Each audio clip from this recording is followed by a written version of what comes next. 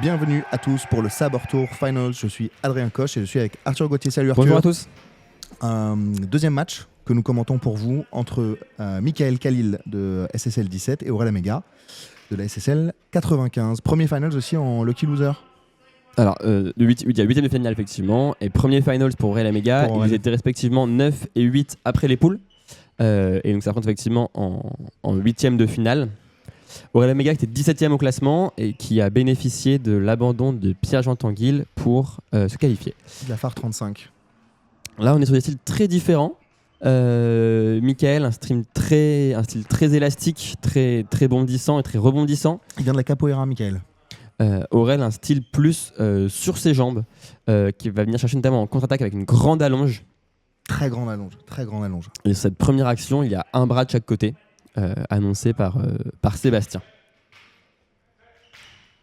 Michael qui va descendre très très bas sur la jambe, qui ne touche pas lui son attaque, et par contre qui va prendre une riposte que Sébastien annonce à -1. J'ai cru voir une tête dans le lot là, sur le ralenti, mais enfin je peux me tromper. Effectivement, alors c'est un bras et pas une tête, mais effectivement on est à 3 égales. Il doit annoncer sur le côté. Le match reprend, on sent que Michael cherche vraiment à tourner autour de la piste.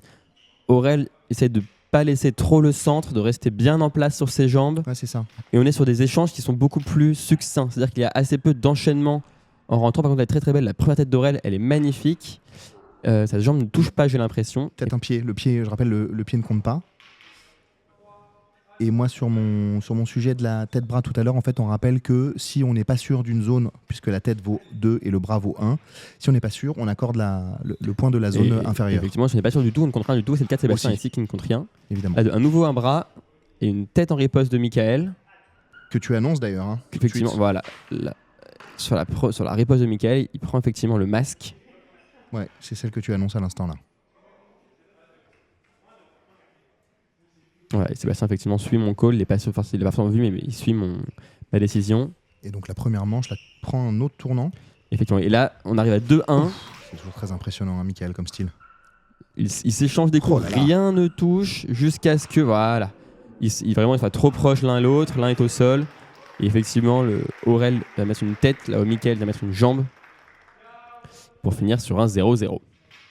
Du moins, c'est la direction que ça... J'ai l'impression. Ça semble prendre. Victoire Mikey de la première manche. Alors je ne comprends pas pourquoi la tête d'Aurel n'est pas comptée sur ce coup-là. Parce que Aurel doit être mort avant. Il faudrait revoir effectivement peut-être sur la volte. Il prend peut-être une touche sur la volte qu'on ne voit pas dans la vidéo. Probablement. Filmé de l'autre angle. Deuxième round, repart à 5 points de vie partout. Voilà. Allez, c'est parti. L'intensité toujours. Michael, habitué des top 8, habitué pendant très longtemps du haut du classement. Ouais, tout à fait. Pas une surprise qu'il soit là aujourd'hui. Elle touche celle-là, -2. Hein. Ouais, Aurel, je ne suis pas sûr qu'il touche. Non. Pour moi, Aurel est dans le vide. Par contre, Michael, sa riposte sur le bras semble effectivement prendre le bras. C'est ça. Prendre le bras au-dessus. Il me semblait que la touche d'Aurel moi je l'avais plutôt dans le vide. Okay. Je pense que je suis cohérent avec l'arbitrage donne raison. Dans la parade, des feintes.